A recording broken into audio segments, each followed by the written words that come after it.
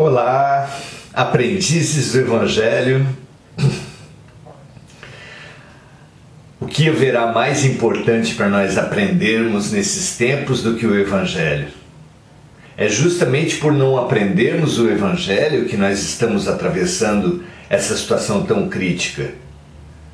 Todos os que estamos aqui na Terra, encarnados, somos uma classe de recuperação, como uma classe de recuperação da escola que era formada por aqueles alunos que não tinham aprendido, não tinham tirado média para passar de ano. Nós não fomos ainda promovidos, mas se fomos escolhidos para estar na classe de recuperação, é porque o diretor da escola aposta em nós. E se o diretor da escola aposta em nós, quem será contra nós? Não é verdade? Assim seja. Estamos aí. Vocês deixaram suas aguinhas? Vamos então fazer as nossas orações para que alcancemos a sintonia de falar o que precisa ser falado, comentar o que precisa ser comentado e ouvir o que precisa ser ouvido, já que a arte da comunicação é tão delicada e tão essencial nesses nossos tempos. Pai nosso que estás nos céus, dentro de nós, dentro de tudo, em toda parte, santificado seja o teu nome, que não é Alá, Jeová, mas que é amor. Que esse amor venha e estabeleça na terra o seu reino. Que aqui seja feita essa tua vontade magnífica, assim na terra como no céu. O pão nosso, que nós aprendamos a nos nutrir dessa vontade do Pai. Nos dai hoje e sempre. Perdoai, Pai, os nossos equívocos, o nosso erro básico do orgulho e do egoísmo. E assim, nos livra de todo mal. Que assim seja, graças a Deus, graças a Jesus. Muito bem, meus amigos, Rosana Godoy, Adelaide Ferreira, Maria Moreira, Mônica Silva, Jussara Regina, Sérgio, Andréia, Adriana, Carmen, Bete, Paula Fernandes.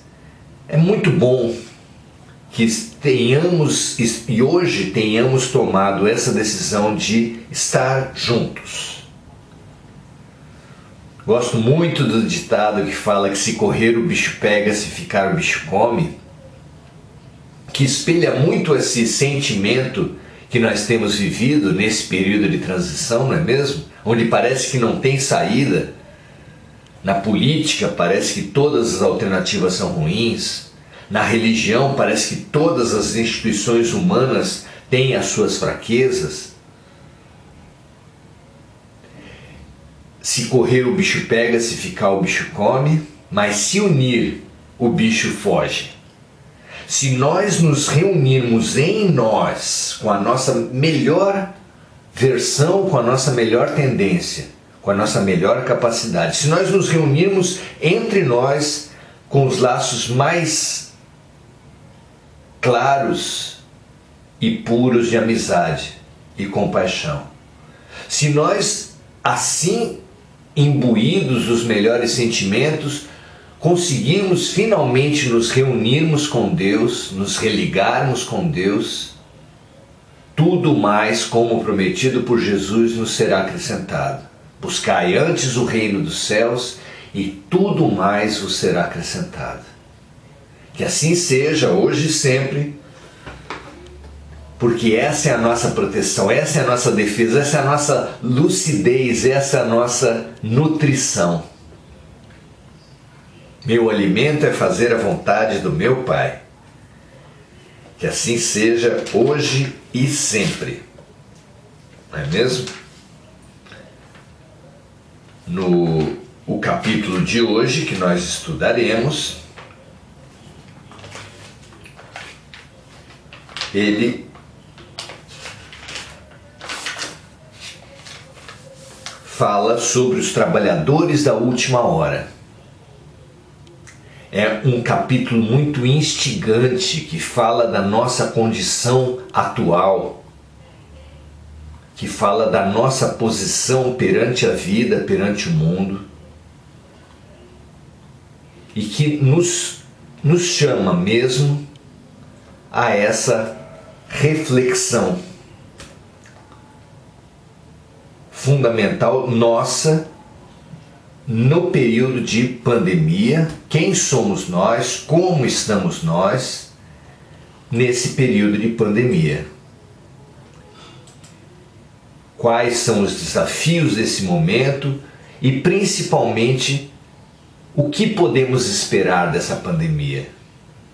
Hoje vamos trabalhar um mito que nós temos alimentado e que se ouve muito nos comentários, mesmo daqueles que estudam a espiritualidade. Muitos falam assim, que não veem tanto problema de irem para um mundo inferior, porque lá ocuparão a posição que os exilados cumpriram aqui na humanidade da Terra também.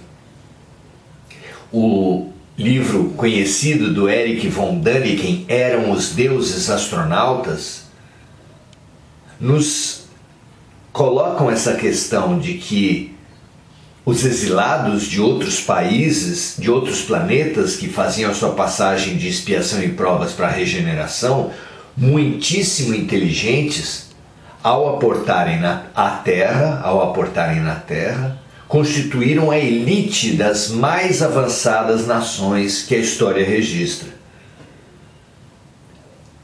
Tão avançados que as humanidades, que a população desses países os chamava de deuses, os colocava na posição de deuses.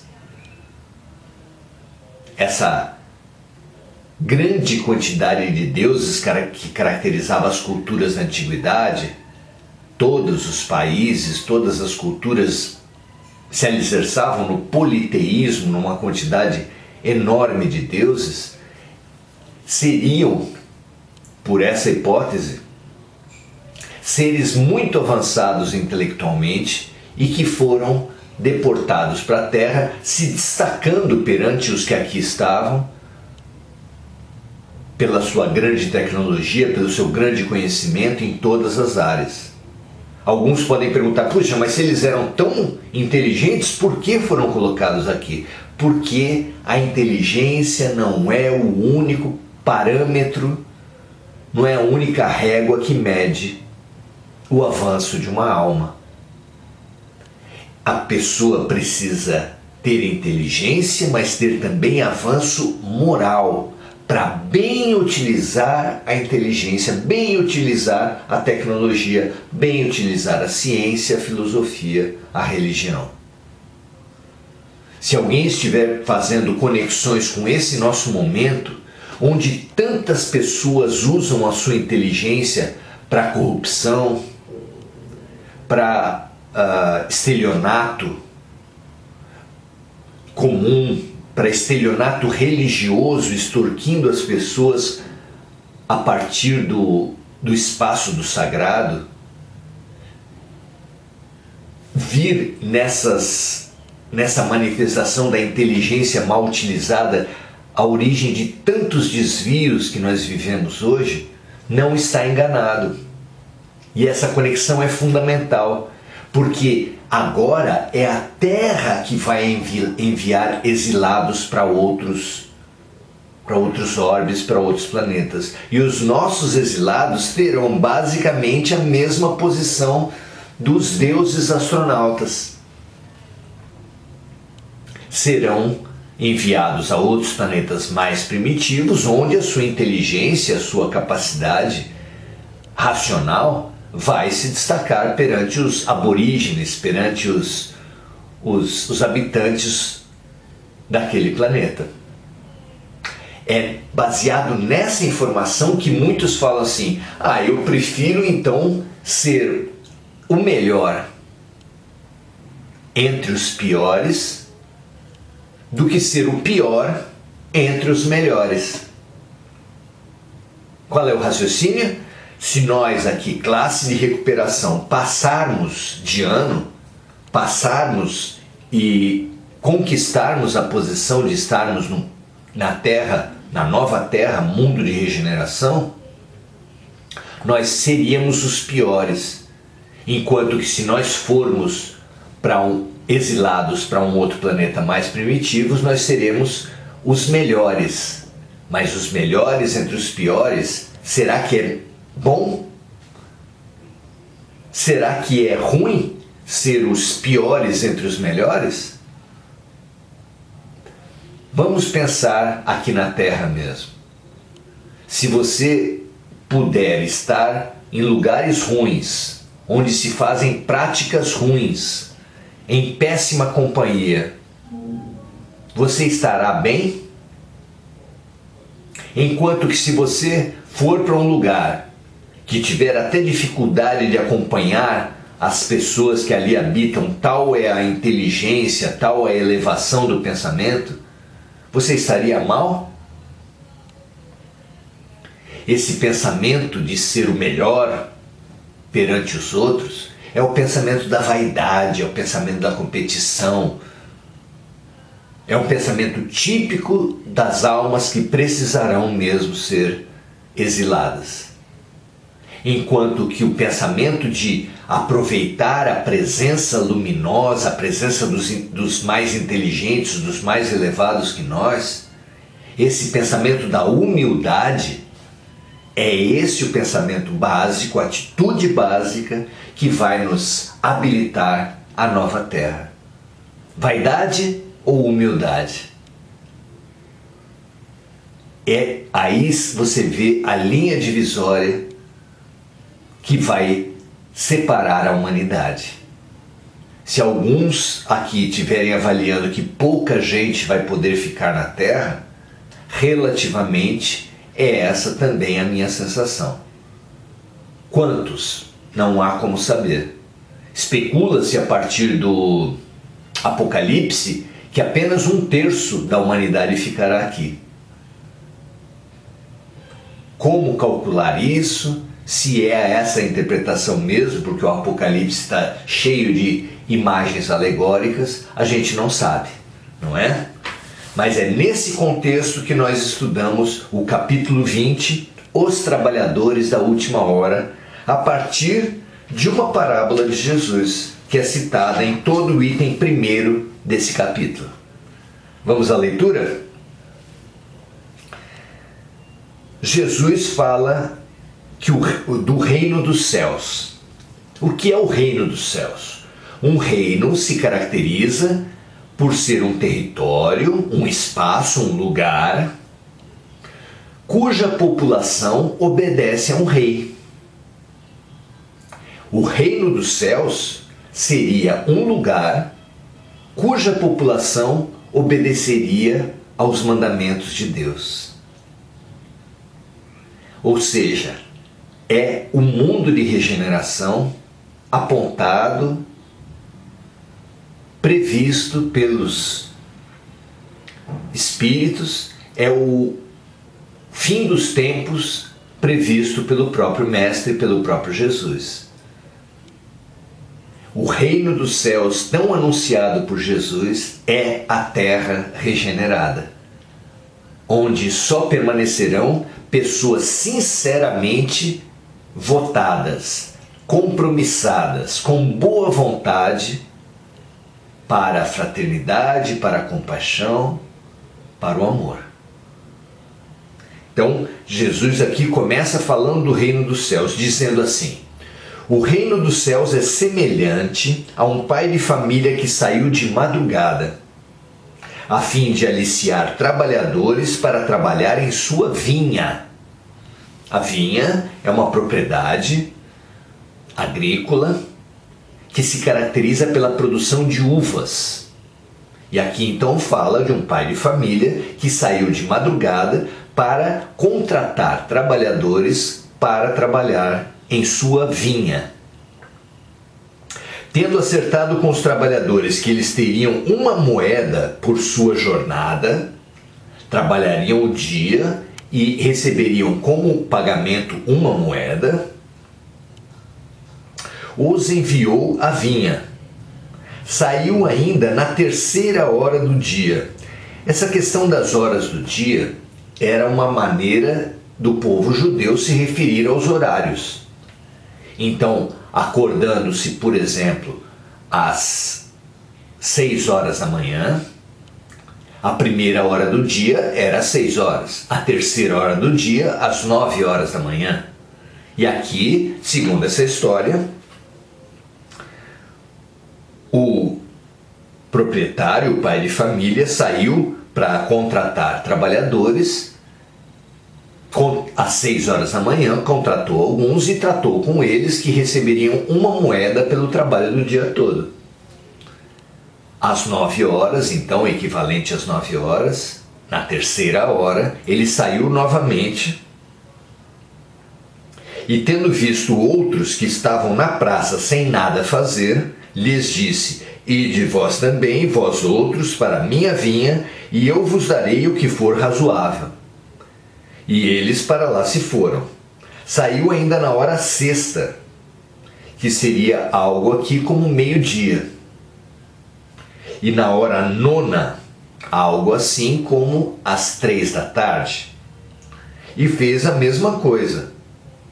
E tendo saído na 11ª hora, que seria o equivalente às 17 horas, às 5 horas da tarde, encontrou outros que estavam sem nada a fazer e lhes disse: Por que permaneceis aí durante todo o dia sem trabalhar? E disseram-lhe: Porque ninguém nos aliciou. E ele lhes disse: Ide vós também, vós outros, para a minha vinha. À tarde, tendo chegado, o senhor da vinha disse àquele que tinha a incumbência dos seus negócios, ao seu empregado, ao seu capataz: Chamai os obreiros e pagai-lhes, começando desde os últimos até os primeiros. Aqueles, pois, que não tendo vindo para a vinha, senão quando a 11ª hora estava próxima, ou seja, às 5 horas da tarde, receberam uma moeda cada um. Os que foram aliciados primeiro, vindo a seu turno, creram que se lhes daria mais, mas não receberam além de uma moeda cada um. E em a recebendo, eles murmuraram contra o pai de família, dizendo: Estes últimos não trabalharam senão 1 hora, e vós os tornais iguais a nós, que carregamos o peso do dia e do calor. Mas em resposta ele disse a um deles: Meu amigo, eu não vos fiz injustiça. Não acertastes comigo uma moeda pela vossa jornada? Tomai o que vos pertence e ide. Por mim, quero dar a este último tanto quanto a vós. Não me é, pois, permitido fazer o que eu quero? E o vosso olho é mau porque eu sou bom? Assim os últimos serão os primeiros e os primeiros serão os últimos, ensinou Jesus. Porque há muitos os chamados e poucos os escolhidos. A passagem está em Mateus, capítulo 20, versículos de 1 a 16.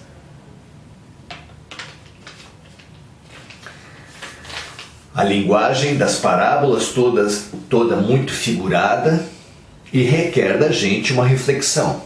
Vamos começar pelos personagens. Quem seria o pai de família, o dono da vinha? O pai de família é unânime a interpretação, é o nosso Pai. Deus, o Pai nosso que está nos céus. Esse mecanismo de ter saído para aliciar, para contratar trabalhadores para a sua vinha, também é unânime na interpretação que seria o chamar, o conclamar a humanidade ao serviço compassivo, na fraternidade, no amor. Por que isso?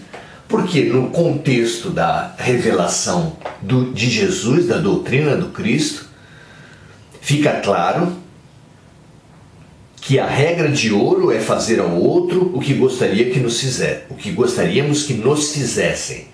Fica claro que o maior é aquele que mais servir. Então o serviço compassivo é o grande caminho para alcançarmos o mandamento de Jesus, que é o mandamento de amor. É através do serviço compassivo que nós alcançaremos a grande conquista espiritual que nos libertará, que nos elevará, que cobrirá a multidão dos pecados, o amor. Então, não é difícil para quem situa a parábola no contexto da doutrina do Cristo fazer essas inferências, essas ligações. Como, porém, entender o enredo da parábola? Porque parece injusto, tremendamente injusto, que aquele que trabalhou apenas 1 hora, das 5 da tarde às 6 da tarde, na nossa comparação de tempo, ganha a mesma coisa do que aquele que começou a trabalhar às 6 horas da manhã e que, portanto, tinha trabalhado 12 horas. Como comparar? Como dar a mesma moeda para esses dois trabalhadores? Parece tremendamente injusto, como pareceu para os próprios trabalhadores da primeira hora. A situar essa parábola no contexto do trabalho foi o que foi possível para Jesus. Jesus precisava utilizar imagens, contextos conhecidos pelas pessoas. E ele usou o contexto do trabalho. Por quê? Porque desde o início da existência da humanidade na Terra, o Alto sempre convidou a humanidade ao amor, ao serviço em fraternidade.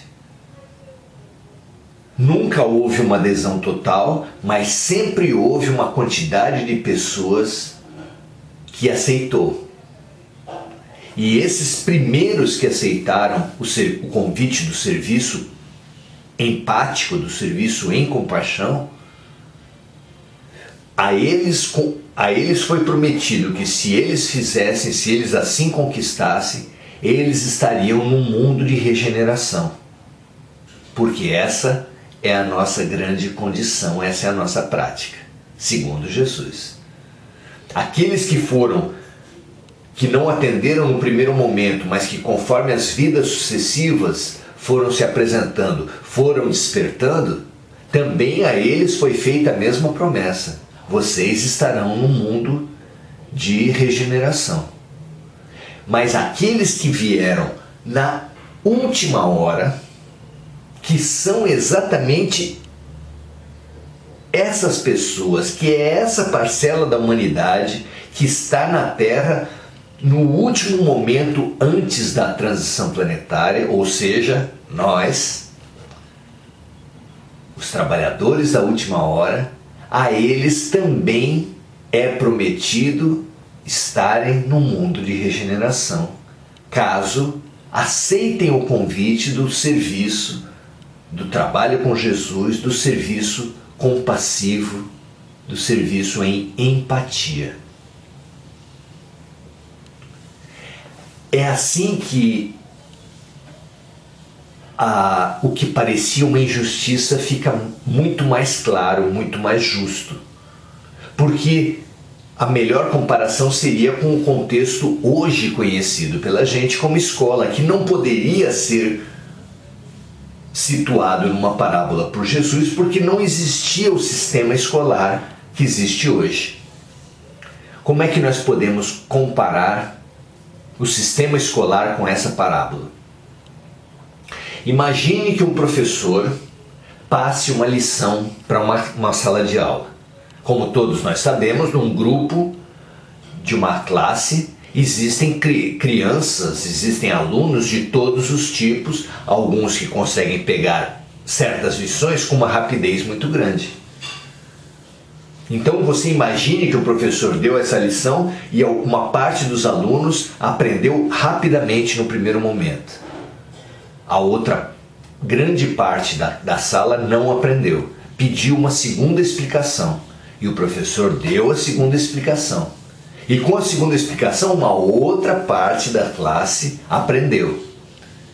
Mas você imagine que o assunto fosse complexo e que o restante da classe ainda pedisse uma terceira e uma quarta e uma quinta explicação. Aí vem a pergunta: se chegada a prova,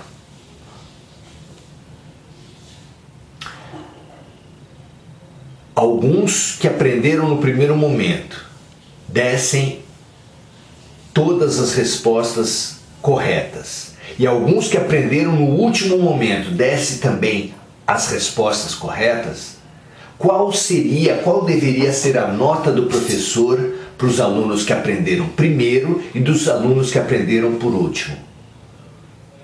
Se ambos responderam tudo certo, ambos receberiam a nota máxima, não é assim?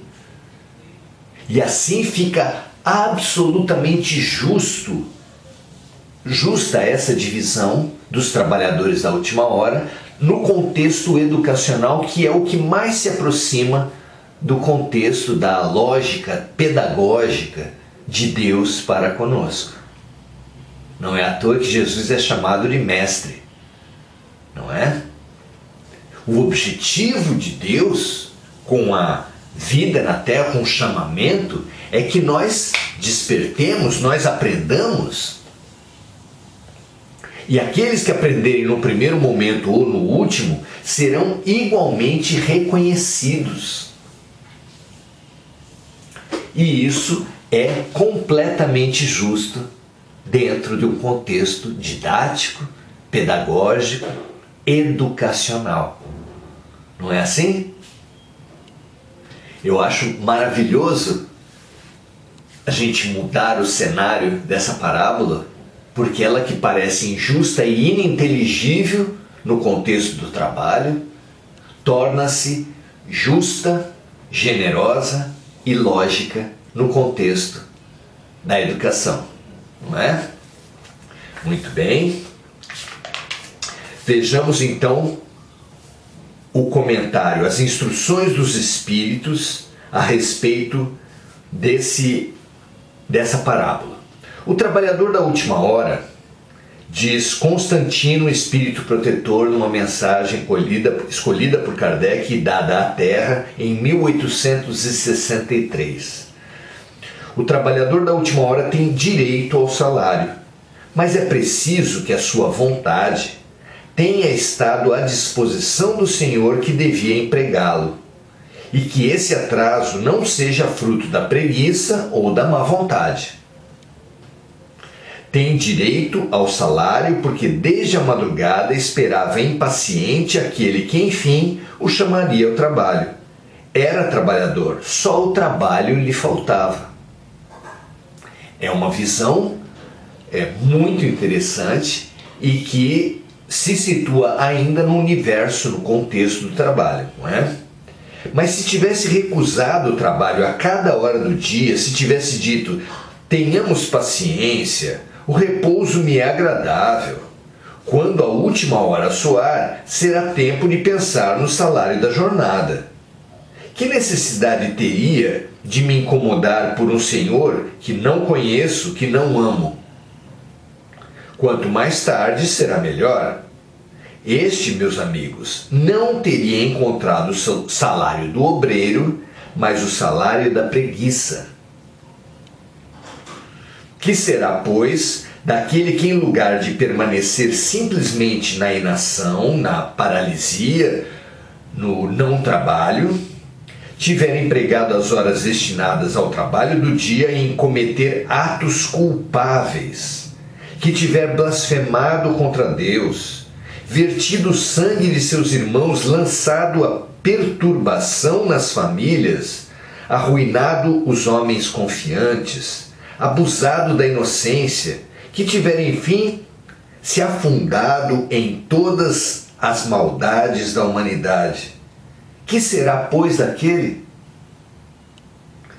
Bastar-lhe-á dizer na última hora: Senhor, eu empreguei mal meu tempo, tomai-me até o fim do dia, que eu faça um pouco, bem pouco da minha tarefa, e dai-me o salário do trabalhador da boa vontade? Não e não.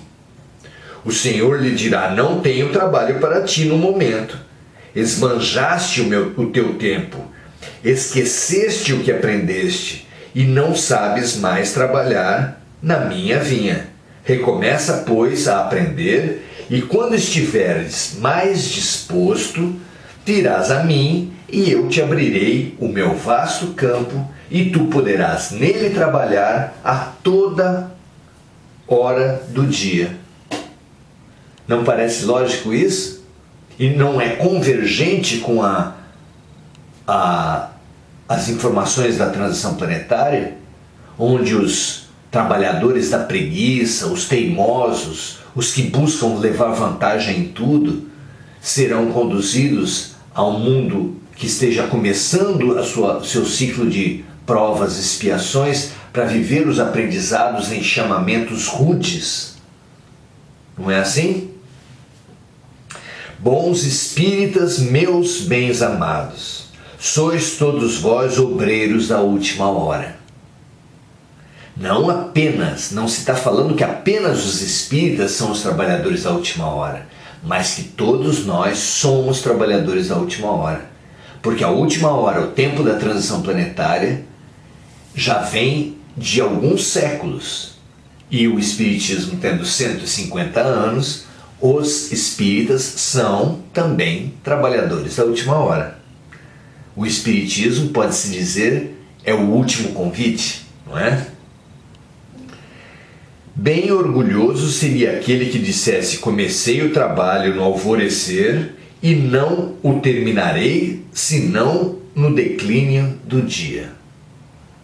Todos vós viestes quando foste chamado, um pouco mais cedo, um pouco mais tarde, para a encarnação, da qual carregais os grilhões. Mas desde quantos séculos o Senhor vos chamou para a sua vinha, sem que tivesses querido nela entrar?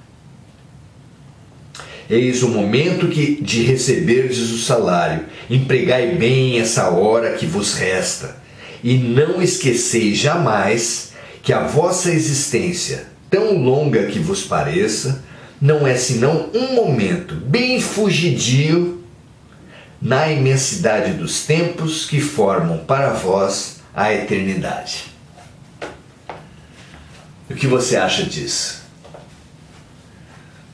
Não parece, mesmo situando ainda no contexto do trabalho, não parece justo também você considerar que aquele trabalhador que estava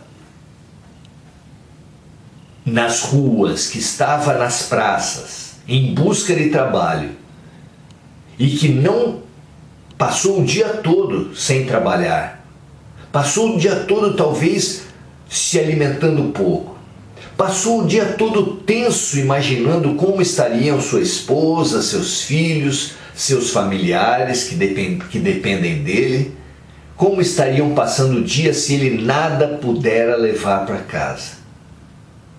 essa angústia, essa incerteza, essa culpa, essa fome do trabalhador que passou o dia todo esperando um trabalho que não foi convocado, não foi contratado, ele precisa ser considerado e foi considerado, segundo a visão de Constantino, nesse processo da transição planetária. Nós que temos vivido na teimosia e na ociosidade, somos almas que nesses tempos todos, nessas muitas vidas desde o início da Terra, que não aceitamos os primeiros convites de serviço e compaixão, nós temos passado muitas vidas sofrendo e fazendo sofrer. A dor do trabalhador desempregado, angustiado pelas suas próprias dores e pelas dores que estaria gerando nos outros, representam magnificamente esse trabalhador que não aceitou o convite do amor, da compaixão, da fraternidade, e que veio vivendo no egoísmo e no orgulho, na violência, vidas após vidas, alternando-se como agressor e como vítima, aqui como agressor, aqui como vítima, aqui como vingador, ali como vingado, vivendo a dor nas suas múltiplas faces, mas sempre dor, dor, mais dor, muita dor.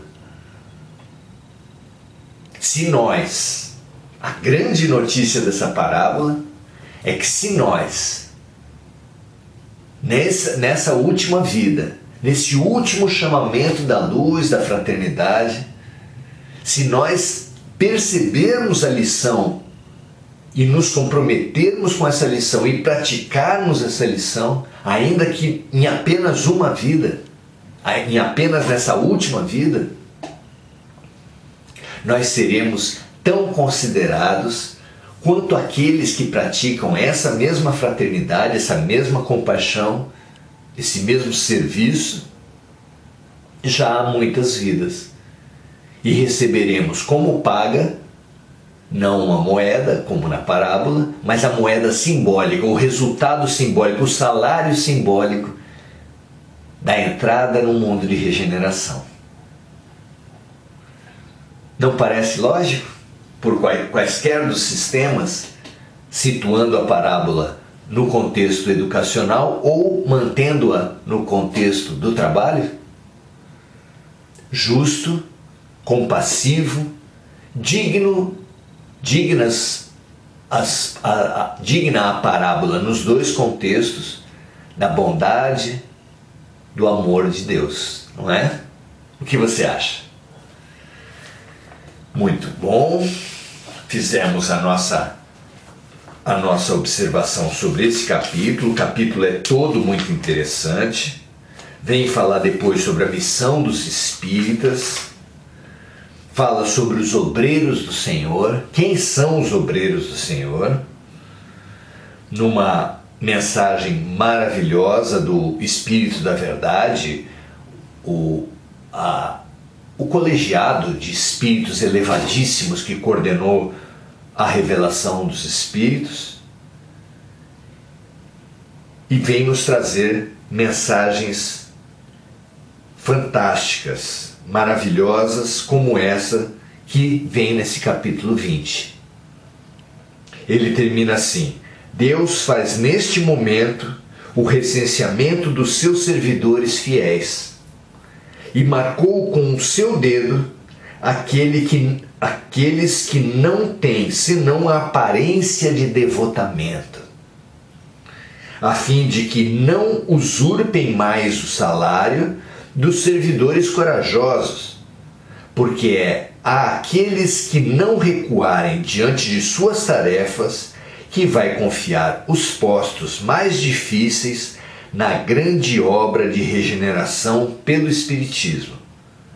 E essas palavras se cumprirão: os primeiros serão os últimos e os últimos serão os primeiros.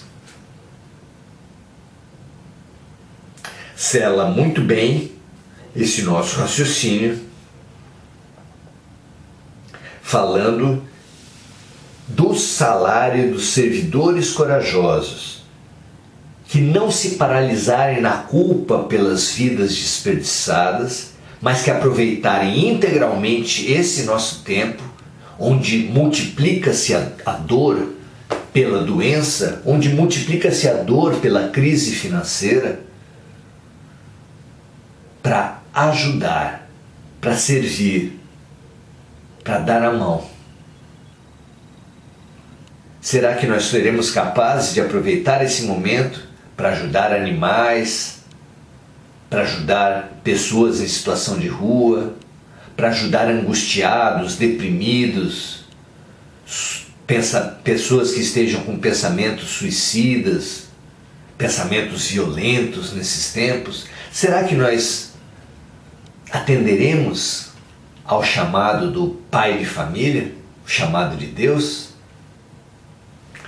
Que essa questão nos estimule nesses tempos de transição planetária, não é? Agora, a gente se dedica às questões que os amigos trouxerem para a reflexão de todos. Vamos lá? Vamos ver o que algumas pessoas que se propuserem fazer comentários, como elas podem ajudar na reflexão de todos nós, não é? Edgar, muito bom ter você aqui, meu amigo. Sônia, Vera, Sandra, Cida, Paulo Calef, Roseli, Miriam Linhares, muito bom ter vocês aqui. Cléria, sejam todos muito bem-vindos. O Evangelho é ao mesmo tempo um curso, ou seja, é bom seguir todas as passagens anteriores. Se você for lá no canal Maurício Somignani, você vai ter as aulas anteriores, pelo menos a maioria delas, e pode acompanhar, elas estão numeradas, você pode ir acompanhando uma a uma, pode ser muito interessante, tem sido muito bom para nós, mas ao mesmo tempo é permitido, é a porta aberta dentro da proposta dos cursos do Semente de Luz, que é onde está abrigada essa proposta, que agora voltou às suas reuniões presenciais lá na rua João Ramalho 158. É a porta aberta do Semente de Luz para acolher as pessoas que já perceberam que não basta apenas ser aliviados das suas angústias, das suas influências espirituais, das suas energias desarmônicas, como nós fazemos, nas reuniões presenciais inclusive, mas querem também renovarem-se, aceitar o convite da transformação interior, da reforma íntima. E para isso, nada melhor do que o Evangelho de Jesus. Sejam todos muito bem-vindos, não é? Então aqui, vamos ver quem mais traz uma observação. O Eduardo fala, nunca é tarde para trabalharmos para Deus, sem dúvida. A Andréia diz, quase tudo é possível quando se tem determinação e boa vontade. Precisamos mudar nossas atitudes, perceber que cada situação